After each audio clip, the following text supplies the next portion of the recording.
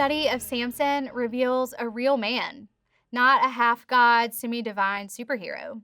Samson was the rustic Israelite hero of the frontier days.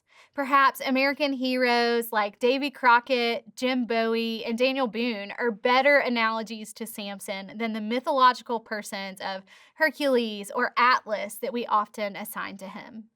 Samson is never described as a giant or as a man with extraordinary biceps unsurpassed in human history. Instead, scripture describes Samson as a humorous trickster. He conquered beasts and warriors, but uncontrolled passion governed the selfish, spoiled life of this Old Testament hero. Samson was a man who reflected in his life the tragedy of wasted resources and the danger of living an undisciplined life. Samson's story began in territory claimed by the tribe of Dan. His father, Manoah, lived in the small Hebrew town of Zorah near the Sorek River in Philistine territory, just 15 miles west of Jerusalem. The Sorek provided a natural geological boundary between the Israelites and the Philistines, but it was a territorial distinction often violated. The tribe of Dan had engaged in a struggle for many years to gain a foothold in the central hill country. The Philistines occupied one of the major cities of that region, Beth Shemesh, which means house of the sun, to the south of Zorah. There they worshipped at the shrine of the sun god. 4 miles southwest of Zorah was the Philistine town of Timnah. As was the case with Sarah, Rebecca, Hannah, and Elizabeth, Samson was another miracle child born to a barren woman as a gift from the Lord. The angel of the Lord brought the promise of a son to the childless couple, but the promise contained a special stipulation. The child was to be given to God and dedicated as a Nazirite. The term Nazirite, not to be confused with the town of Nazareth, is a Hebrew word meaning one who is consecrated, devoted, or separated. A Nazirite was a sacred person. The early development of this vow possibly called for a lifetime commitment, and although the Israelites later interpreted the vow as a temporary pledge, Samson was to be a Nazirite for life. Number 7 reflects the practice of the vow in Israel's later years, but the prescriptions parallel Samson's dedication. First, the individual was to avoid wine and strong drink. This prohibition extended to vinegar, grape juice, and grapes of any kind. Second, the hair was not to be cut during the period of the vow. For Samson, this meant no trims for life. Third, the person committed to the vow was to avoid going near or having any contact with the dead, even one's parents. Unfortunately, Samson violated every part of the Nazirite vow. Wine flowed freely as he arranged customary feast for his young friends.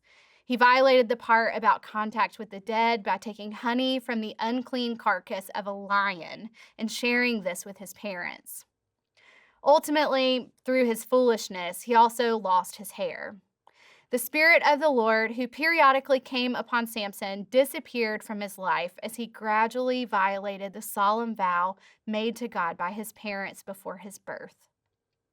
As a young man, Samson struggled with two cultures that abided side by side in the Sorek Valley. His Canaanite personal name reflected this dilemma, a derivative of their root word meaning sun. And we want to notice the proximity of Zorah to Beth Shemesh. The Philistine culture had a heavy influence on Samson from the time of his birth. The Philistines settled along the southern coastal plain of Palestine shortly after Joshua led the Israelite tribes across the Jordan River. They were part of a great movement of migrating and invading people from the Aegean area in the 12th century BC. The Egyptians spoke of them as the Sea Peoples, and several pharaohs struggled with them militarily before the Philistines eventually settled along the coast of Canaan.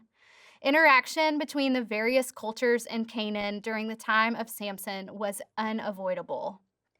The Philistines assimilated themselves into the Canaanite culture to the point that little is known of this earlier development. They were mighty carousers, as indicated by widespread examples of beer mugs found by archaeologists. The Philistines also adopted the Canaanite language and religion. Evidence is found at Beth Shean, where three Philistine gods are mentioned: Dagon, Beelzebub, and Ashtaroth. Each is a Semitic name.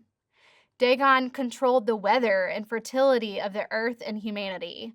The concept of their pantheon originated in the Aegean, but changed to fit into the culture of their new homeland. The Philistines distinguished themselves from other Canaanite cultures by their unique pottery.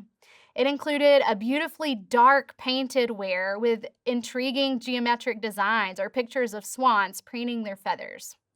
The Philistines also advanced the metalworking industry through their expertise, but did not maintain a monopoly. The Israelites also possessed bronze tools in the early days of their conquest. By the time of Samson, the Israelites were fighting for a foothold in the central hill country and seeking to expand their territory into Shephelah and coastal plain. They were coming into direct confrontation with the Philistines, who were moving inland. Conflict was inevitable. Samson was to be the one to lead Israel to victory, as the other judges had done with foes. The first major adventure in Samson's life revolved around his intended marriage to a Philistine woman of Timnah. His parents opposed their marriage into a family of uncircumcised pagans. Insensitive to his parents' wishes, Samson enlisted Philistine friends for bridegrooms and held the wedding feast in the bride's house instead of his parents' house, per accepted custom. Samson's famous riddle involving the lion he had killed earlier led to his first confrontation with the Philistines in Ashkelon, where he killed 30 men just to get their clothes to pay off a bet. Because Samson left the wedding feast, the father of the bride was free to give his daughter to another man, according to Canaanite custom and ancient Sumerian and Babylonian legislation. The bride, however, should not have been given to the best man. Samson's anger over this event led him to burn the fields around Timnah, resulting in the execution of his fiancée and her family by the people of the city. Samson's hot-headed acts brought the Philistines' anger against the tribe of Judah. The Israelites therefore delivered Samson into the hands of the pagans to appease them. This indicates that he did not possess the typical charismatic leadership often found in the other judges. Samson used this situation to take vengeance on the Philistines by killing a large number of them with the jawbone of a donkey. Apparently rejected by his own people, Samson sought to dwell in Gaza, where he met a Philistine prostitute. Yet he was no more welcome in Gaza than in Israelite territory. With no place to flee, Samson returned to the Sorek River Valley, where he met the third major woman in his life, Delilah. He became enslaved to his own uncontrollable passion for her. Samson's undisciplined life led to the cutting of his hair and the loss of his strength. Once the Philistines controlled him and took the common revenge of gouging out his eyes, Samson was forced into slavery. One last act remained for the man rejected by Israelite and Philistine alike.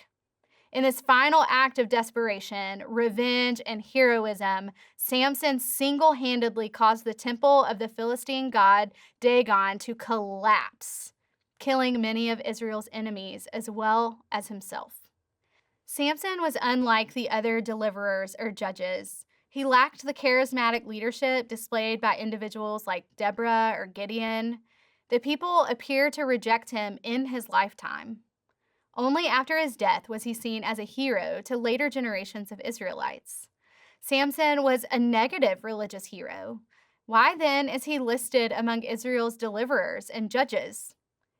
He never is described as a deliverer, but only as one who was to begin delivering Israel from the Philistine threat.